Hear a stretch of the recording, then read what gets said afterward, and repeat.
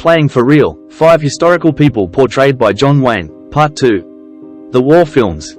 Colonel George S. Clark, Back to Bataan. There is a suggestion that Wayne's character, Colonel Joseph Madden, is inspired by real-life Colonel Clark, who also served as technical advisor on the film. Set during the Japanese siege of the Philippines in 1942, Madden commands a Filipino resistance group. Whilst in actuality, Clark commanded the 57th Infantry of the Philippine Scouts during the Battle of Bataan. An online US military forum suggests that a cap Wayne wore in a publicity shot displays a 57th Infantry Group badge, reinforcing the notion that Wayne's character was playing a role based on Clark. Navy Captain Robert Kelly. They were expendable. Still fighting the Japanese in the Philippines, Wayne took on the role of Lieutenant J.G. Rusty Ryan, who, along with Lieutenant John Brickley, played by Robert Montgomery, commands a squadron of Navy PT boats known as Motor Torpedo Boat Squadron 3. Although the film is a work of fiction, Wayne's character is based upon real-life naval officer Robert Kelly. Kelly served in Motor Torpedo Squadron 3, just as Wayne's character does in the film.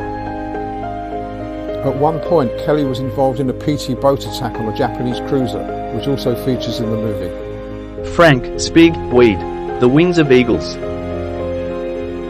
Wayne played Navy aviator turned screenwriter turned naval commander Frank Spig Weed, who worked with John Ford on Airmail and They Were Expendable. Weed also produced screenplays for quite a few other war and air-based melodramas, including Ceiling Zero and Test Pilot. Among other things, the film documents the accident Weed suffered in 1926 when he fell down a staircase and ended up temporarily paralysed.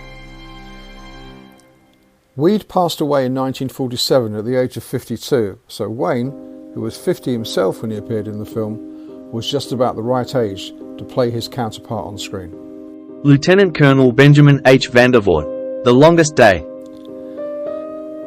In this star-studded epic, Wayne played World War II hero Benjamin Vandervoort, although the actor, who was 55 at the time, portrayed someone who was only 27 when the D-Day landings occurred.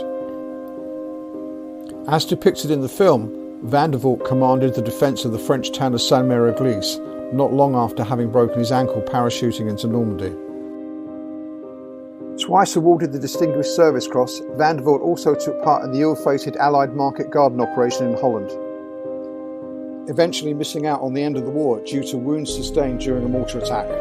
Generals Patton and Clay in Cast a Giant Shadow.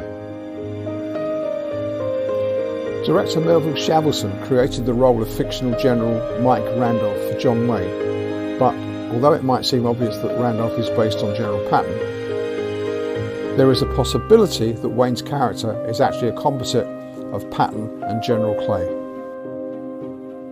In reality, Colonel Mickey Marcus, played by Kirk Douglas, was ordered by one of these generals to inspect a liberated concentration camp after VE Day. Shortly before this, Patton himself witnessed at first hand the camp at Ohrdruf in Germany. Duke gets about 10 minutes of screen time, acquitting himself well in the flashback sequence in which he witnesses the horror of Dachau. It's a perfect example of Wayne's ability to silently convey emotion when words have no meaning. Please like and subscribe.